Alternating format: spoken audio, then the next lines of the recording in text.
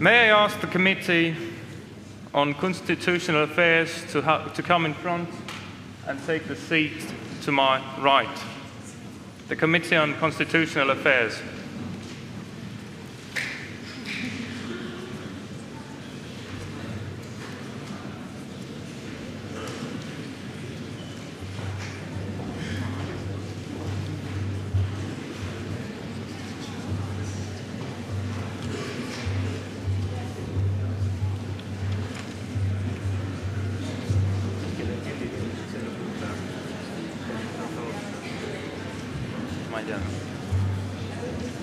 Küsi kellegi ka.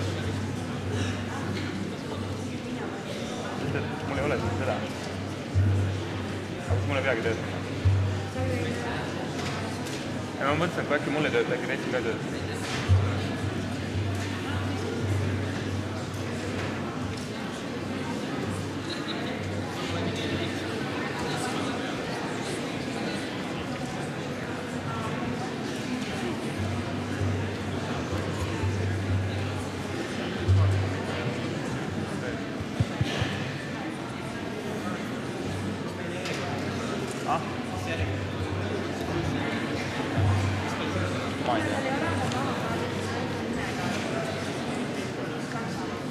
Give me your name card.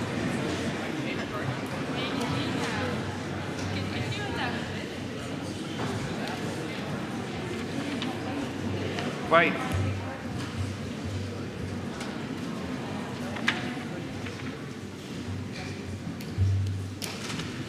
The committee has submitted a textual change, and the textual change concerns clause number 4, and they have added the word qualified. I shall read the correct new clause, which has the word qualified put into it. Supports the election of the High Representative of the EU by a qualified majority vote of the European Council and with the approval of the European Parliament. They just added a word, and that word was qualified. I shall read the clause once more. Supports the election of the High Representative of the European Union by a qualified majority vote of the European Council and with the approval of the European Parliament.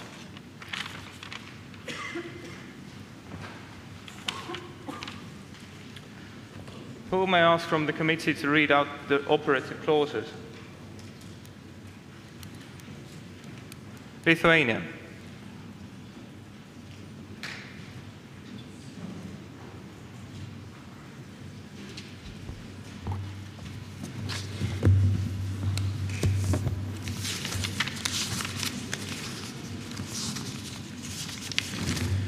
Thank you for the word. Committee on Constitutional Affairs resolution.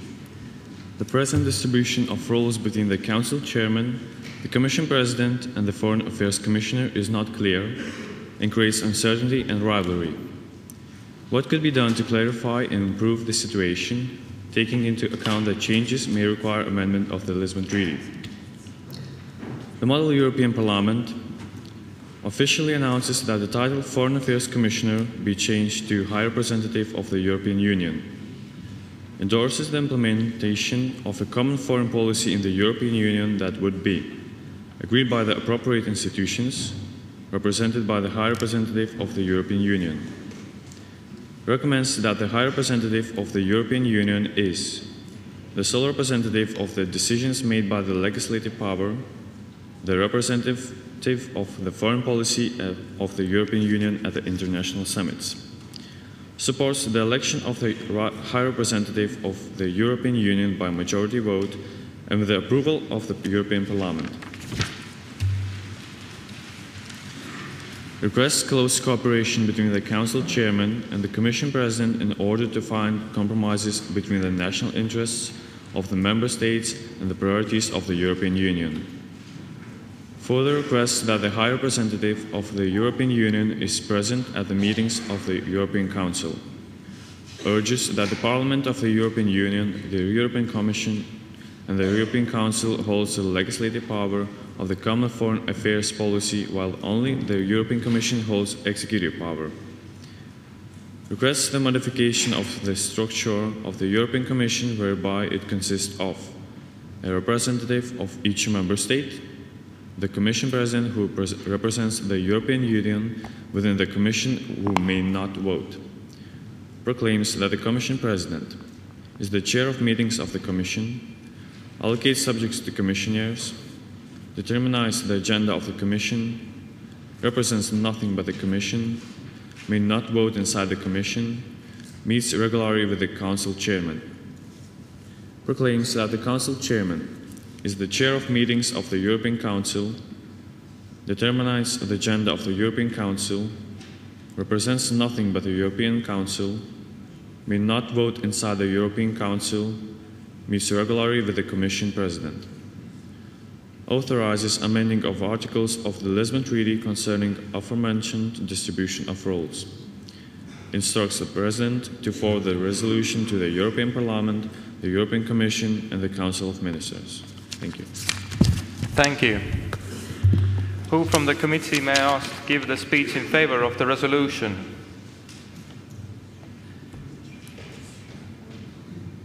Germany.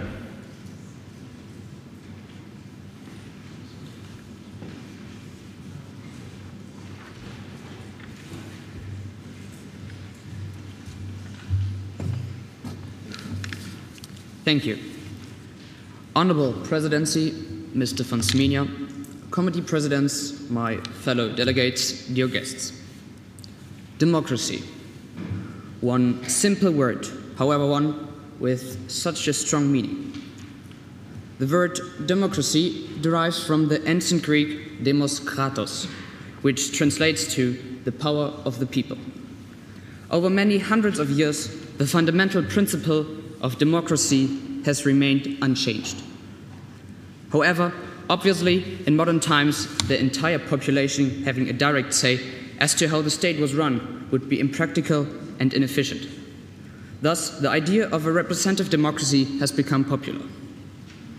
Although the EU pertains to such a structure, we believe that a lack of clarity in the relationships between certain members of the executive power has led to the democratic credentials of the EU being lower than would be expected.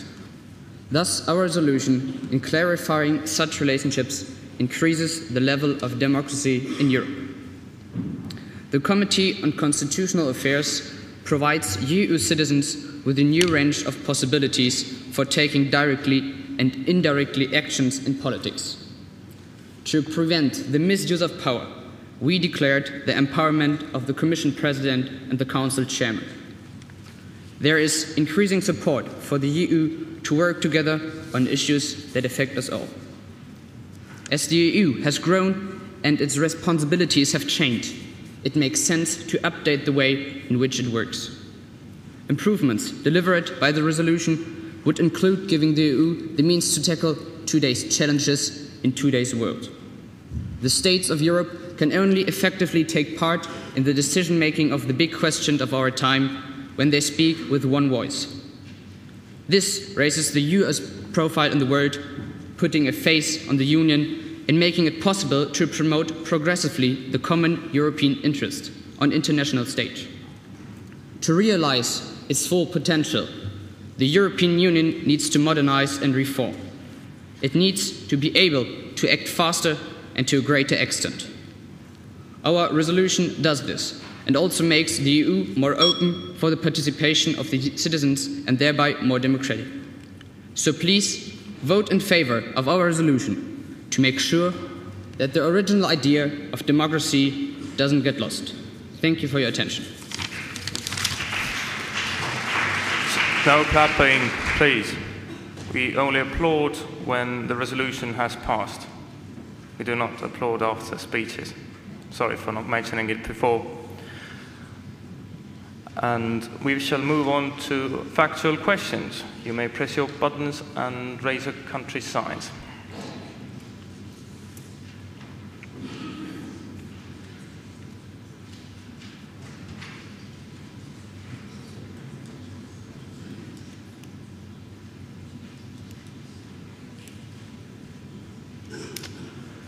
Hungary. Thank you, Mr. President. My question would be regarding the point 2A. It says in point 2 that the committee endorses the implementation of a common foreign policy in the European Union that would be agreed by the appropriate institutions. Well, my question would be whether the committee could clarify which institutions it addressed in this point. Thank you. Who from the committee would like to answer? France.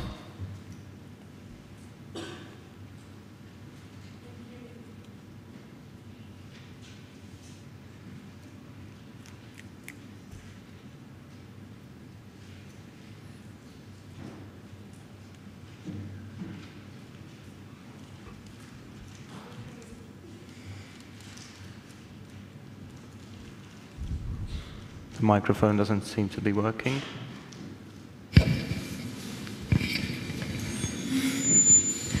Thank you, Mr. President.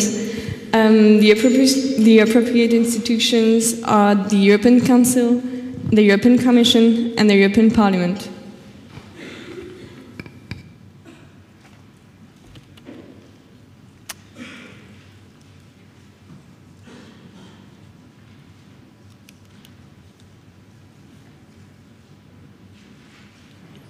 Belgium, 115. Thank you, Mr. President. In your OC4, it is set by a majority vote. Would that be 50% or two-thirds of majority? Thank you. The Netherlands. Thank you, Madam President. A majority vote is... Sorry. Thank you, Mr. President. A majority vote is 55% of the member states representing at least 65% of the inhabitants of the European Union. Thank you for answering that question.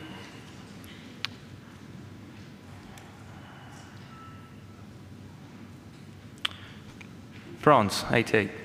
Thank you, Mr. President. My question would be on the first clause, which is officially announces that the title Foreign Affairs Commissioner be changed to High Representative of the European Union. To me, it looks more like a declaration than a proposal, so my question would be, has it already been officially decided or not?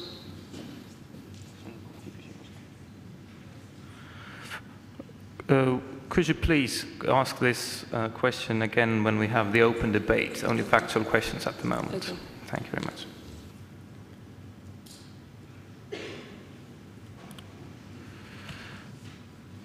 As there are no more factual questions, we move on to amendments. We have received an amendment from the member of the Maltese delegation concerning clause number 2, and the Maltese delegation delegate has proposed to delete the entire clause. May I ask the Maltese delegate to have the speech in favor of the amendment? Yes, please. You may come in front and speak here. Thank you.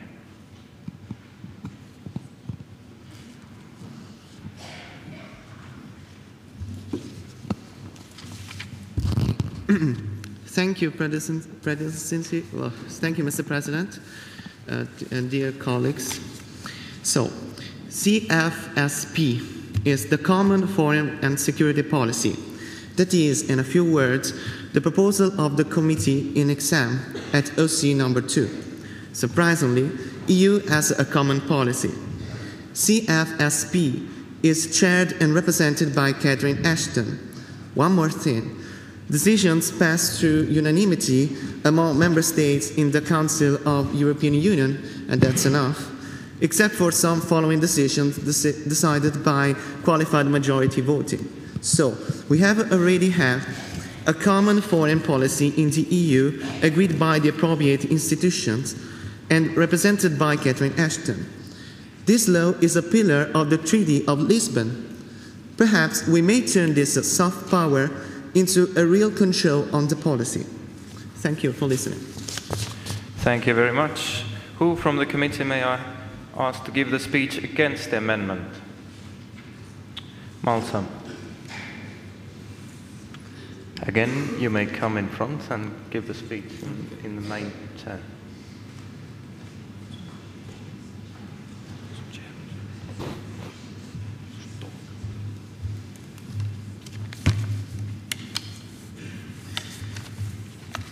Thank you, Mr. President. I realize that maybe it's not really clear what we mean with common foreign policy. We are dealing with a very delicate topic because the EU combines too many different foreign policy tendencies. We are aware of that, so we based our work about the so-called concept of the soft power that consists in a frequent use of diplomacy, related to several arguments in order to promote a lack of cooperation. And I'd like to remind fellow delegates that EU common policy is based on a flexible vote system, different from CFSP1, and regulated by PESC. It allows any country to abstain, and it requests the unanimity. Thank you, Mr. President. Thank you very much. We move on to voting. And I would like to remind everybody that you can only vote against or in favor of the amendment. No abstentions. I would not like to see anybody pressing the yellow button, and I would only like to see that the screen up there goes red or green. And I declare the voting open.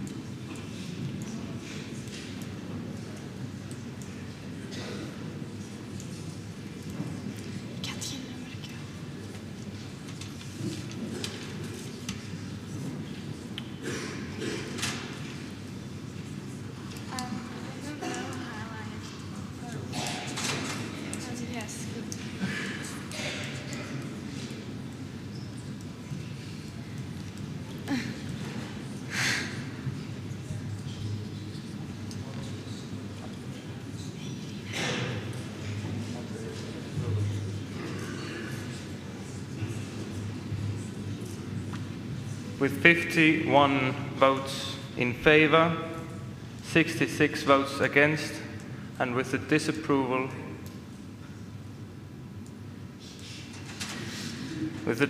of the candidate countries, this amendment has not passed.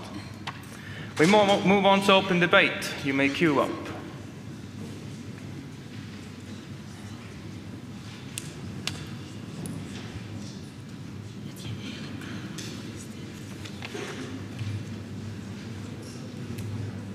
Italy, 70.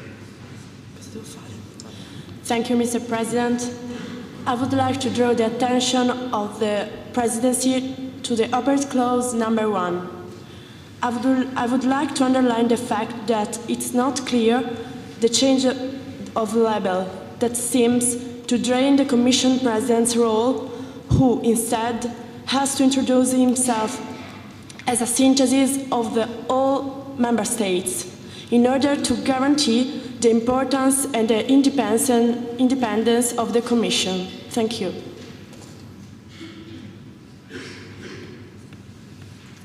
Point of privilege has been... Can you please rephrase the question in a shorter way? I'd like to ask the Commission what is the point in the operative clause number 1?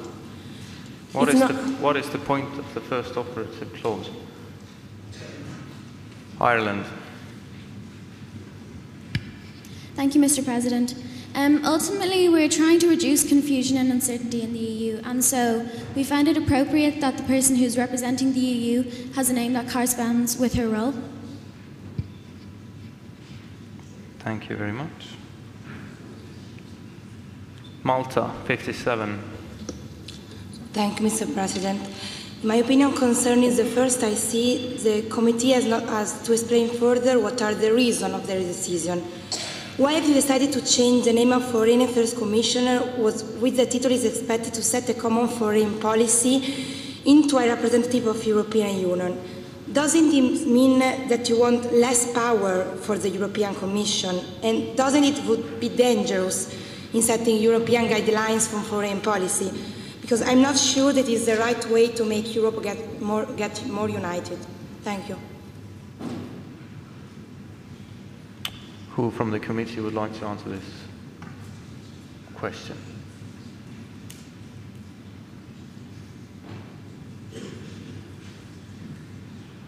Ireland. Thank you, Mr. President. Well, at the moment, we feel that most of the rivalry that is among the EU is because of the supremacy of the Commission and that they hold too much power. And that causes rivalry because other groups feel that they're not able to voice their opinions. So we thought that it would, ease the rivalry and create less confusion if both of the Council and the Commission had more equal power. Thank you very much. 65, Hungary. Thank you, Mr. President. My question would be about 9th and 10th resolution point, respectively from 9F and from 10 it's E. Meets regularly with the Council Chairman and meets regularly with the Commission President. But it's not specific enough. What if they meet outside of work and it's not specified what should they talk about? So basically, if they are friends and they go out, they meet, but it doesn't help the EU. Thank you.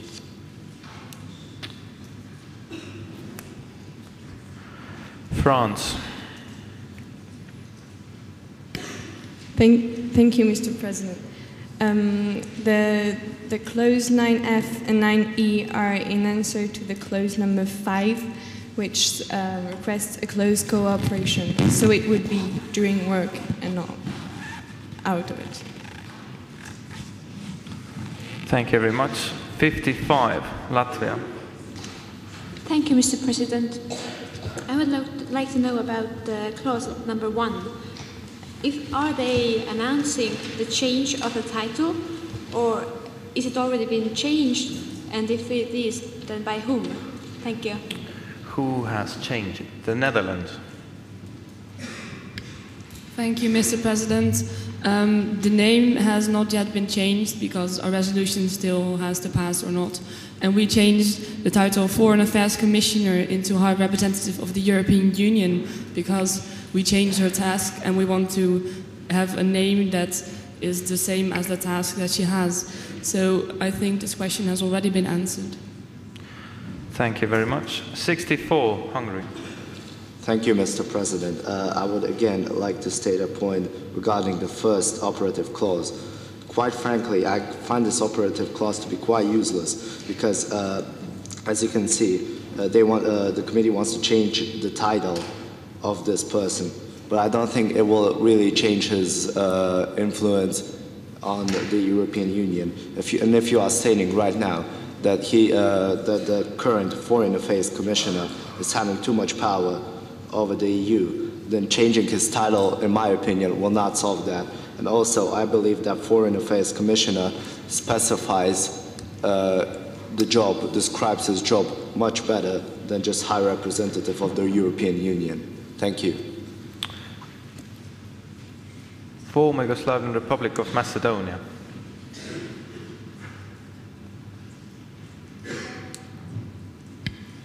Thank you, Mr. President. We changed the title simply because we want to make the role of the High Representative clearer, and in a way we make the High Representative the face of the European Union. Therefore, his title is changed to High Representative of the European Union. Thank you, Mr. President. Thank you very much. 26, Romania. Thank you, Mr. President. Regarding the fifth OC, operative clause, I would like to ask the committee what compromises did they have in mind when they wrote this operative clause? Thank you. The Netherlands. Thank you, Mr. President. The compromises means that we want the Council and the Commission to work together and not work against each other, so they must compromise their plans. 89, Germany. Thank you, Mr. President.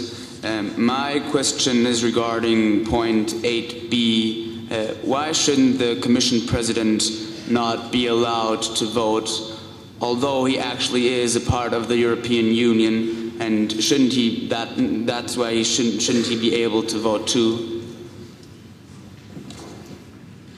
Denmark. Thank you, Mr. President. That is because we want to clarify that the role of the committee president is sole representative.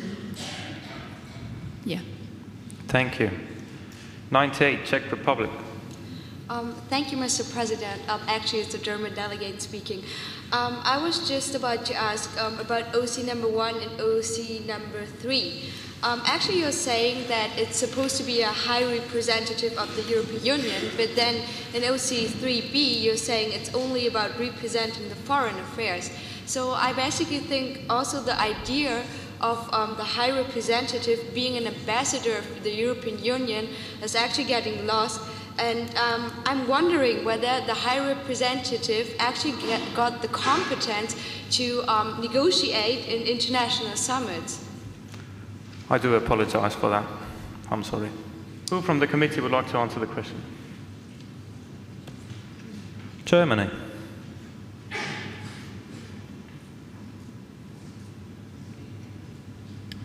Thank you, Mr. President. I'm sorry.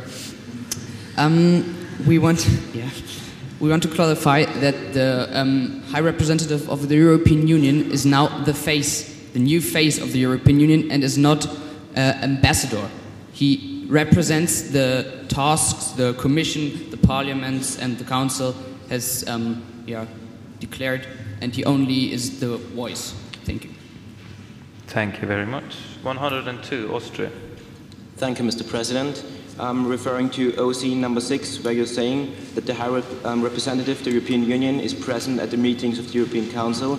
Why is the High Representative not allowed to vote, as mentioned in the Appendix 1?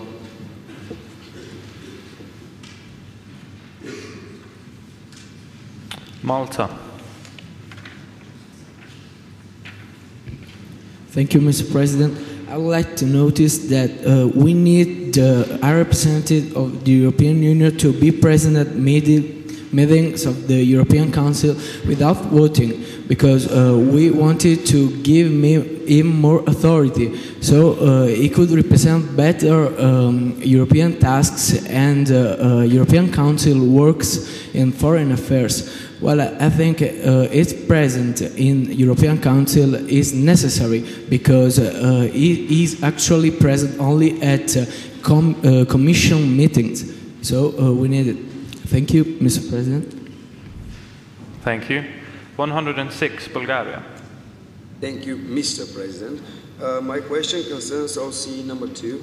It's that implementation is a strong word, and I just want to ask, don't you think that, or the committee, that this common foreign policy could affect the specific interests of some countries? Can you please rephrase the question and speak a bit louder? Sorry. So my question is that in OC number 2, the committee used the word implementation, which is a strong word for the policy. And I just want to ask, don't the committee think that this common foreign policy could affect the specific interest of some member states? This policy might affect the interest of some members. Would you like to comment? The Netherlands. Thank you, Mr. President. When we say agreed by the appropriate institutions, we mean that the appropriate institutions, as said, by the questions are the Council, the Commission and the Parliament, and they should be unanimous. So if the common foreign policy is indeed affecting national interests, then the countries have voted in favor, so they would agree with it.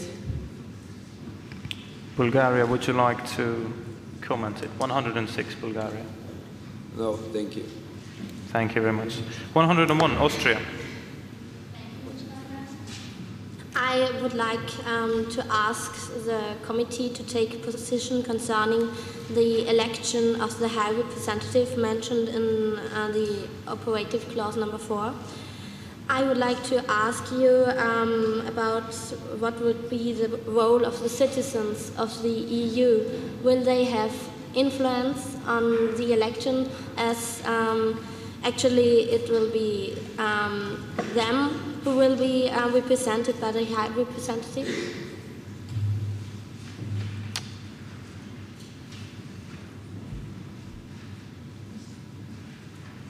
Estonia.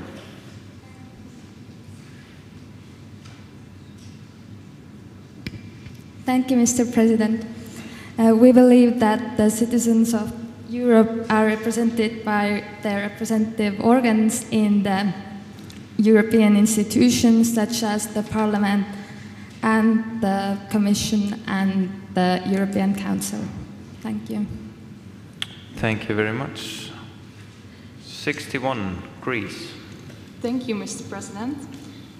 What does the Commission want with OC 7? Because when the Council will have also legislative power, he really has a lot to say. And when the Parliament will have legislative power, the situation will not be clarified at all, because it's a very difficult subject and it will make it very complicated. It's a complicated situation. Who would like to answer?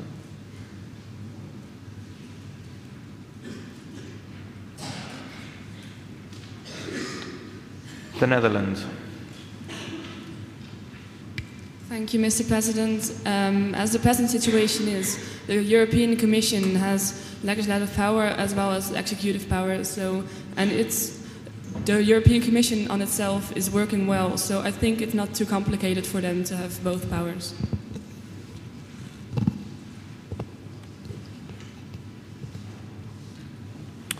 '43, Lithuania. Thank you, Mr. President. Regarding the 4th OC, I'd like to ask for the clarification of the election of the High Representative, and also what is the community method that is going to be used, like what voting method going to be used for the election. France. Thank you, Mr. President. As it already is, the vote is by qualified majority. The clause number 4 is just supporting that fact. Thank you. Last 2 questions. 65, Hungary. Thank you, Mr. President. My question would be, the task for the committee was to solve the transparency problems. Then why does the committee think that creating more transparency in ICH is a good thing and wouldn't lead to problems? Thank you. Will this lead to any problems? Formerly the Southern Republic of Macedonia. Thank you, Mr. President. In our question, it is clearly stated that changes might require amendment of the Lisbon Treaty.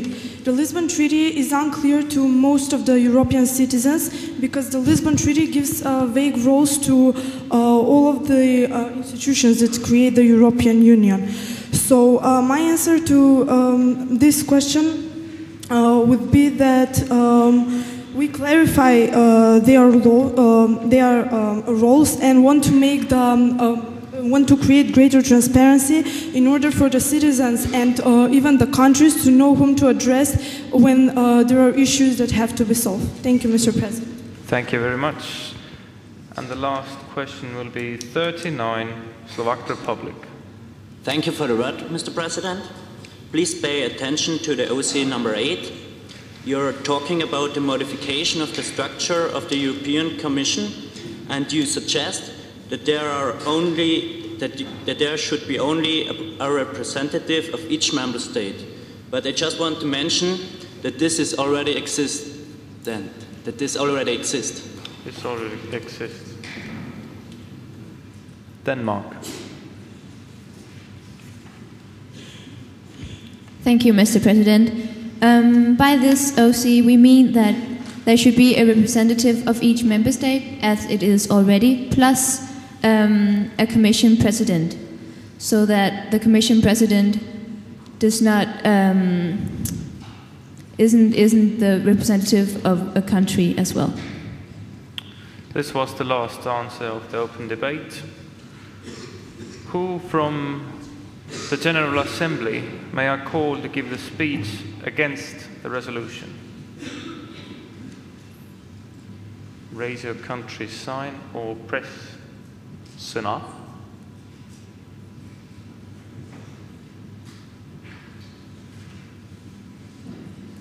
It appears to me that this is a very good resolution, that everybody is satisfied and doesn't want to give a speech against the resolution. So who from the committee may I ask to give the speech in favour of the resolution? Yes, Ireland, you may come.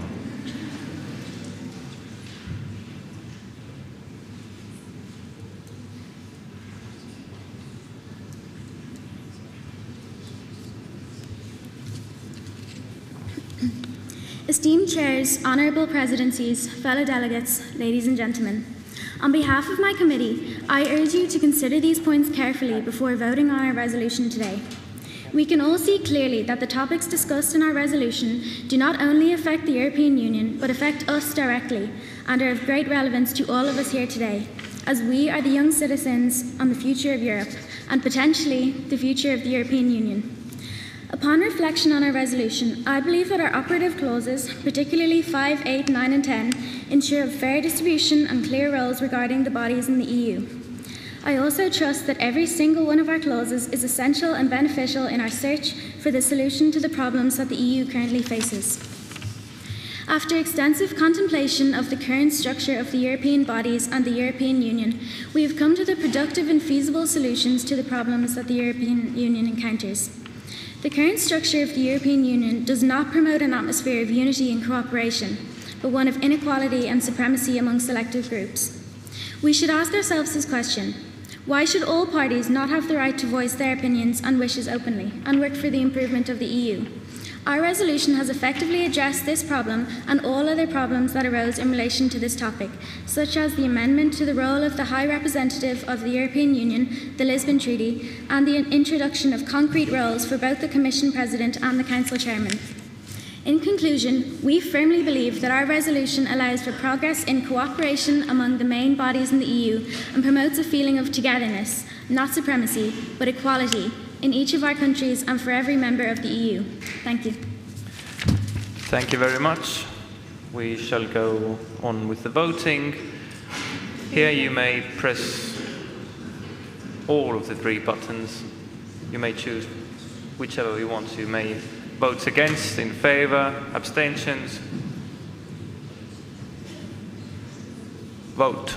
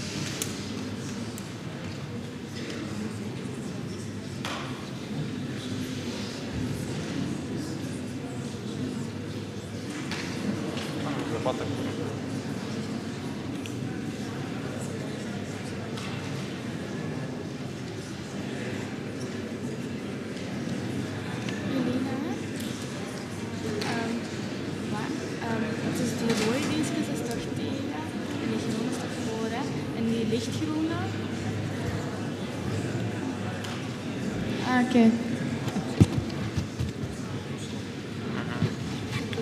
I would like to remind you that whatever is the outcome, you may only applaud if the resolution has passed. If the resolution has been rejected, you may not applaud. But with 88 votes in favor, 24 votes against, 20 abstentions, with the approval of the committee presidents and with the approval of the candidate countries, this resolution has passed.